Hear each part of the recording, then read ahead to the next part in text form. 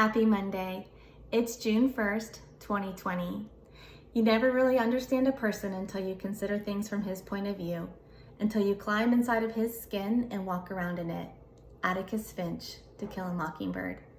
I began teaching this novel about perspective and race when my husband and I served at a private international day and boarding school in Florida, where over 70 different nations were represented at the time we were there. Students would come into my classroom from all over the world.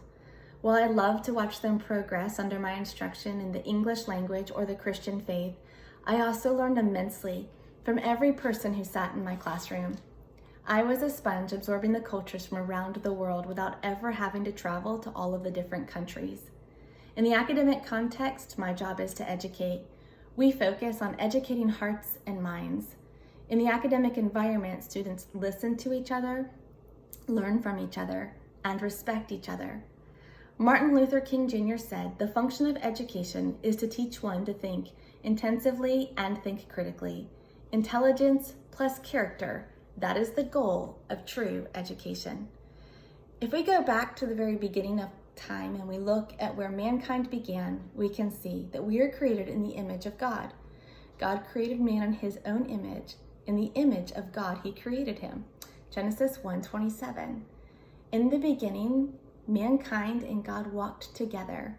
Then sin came into the picture and brokenness occurred. And since that time, we have sought oneness to be back as one together with him.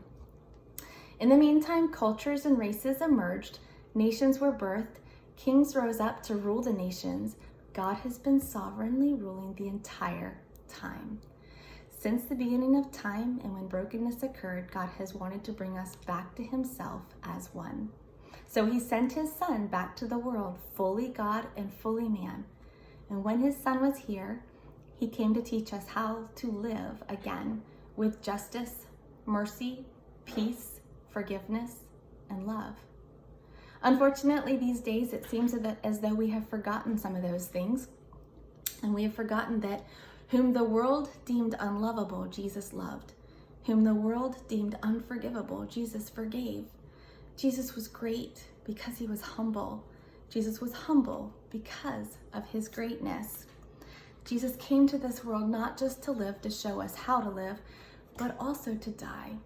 He came as the final sacrifice, the last sacrifice for each and every one of us, every race, every nation. Jesus sacrificed his life for us, and God asks us to do one thing in return: love. Love him and love others.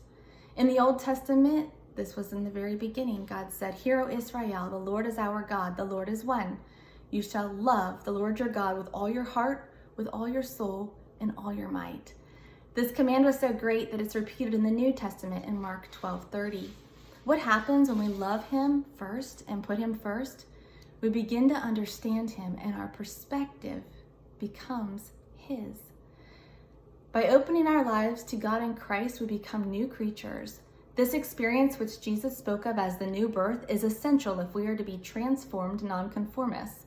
Only through an inner spiritual transformation do we gain the strength to fight vigorously the evils in the world in a humble and loving spirit.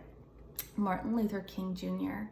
When we go to the word, we can see that in 1 John 4:4, he tells us, "You are from God, little children, and you have overcome them, because greater is he who is in you than he who is in the world."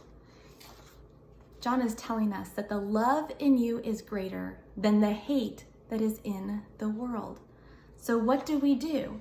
As parents, as friends, as communicators, as teachers, we have conversations. We remind each other that God looks at our hearts, not the color of our skin. We are created as equal and we are unique. Say hello to people, love people, help people. Open your eyes and your hearts to see the needs in your community.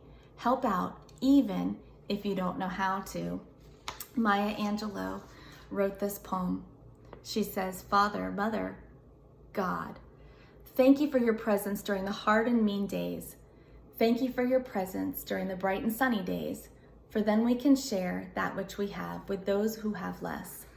And thank you for your presence during the holy days, for then we are able to celebrate you and our families. and our friends. For those who have no voice, we ask you to speak. For those who feel unworthy, we ask you to pour your love out in waterfalls of tenderness. For those who live in pain, we ask you to bathe them in a river of your healing. For those who are lonely, we ask you to keep them company. For those who are depressed, we ask you to shower upon them the light of hope. Dear Creator, you, the borderless sea of substance, we ask you to give to all the world that which we need most, peace. There is one race in this world, it is the human race.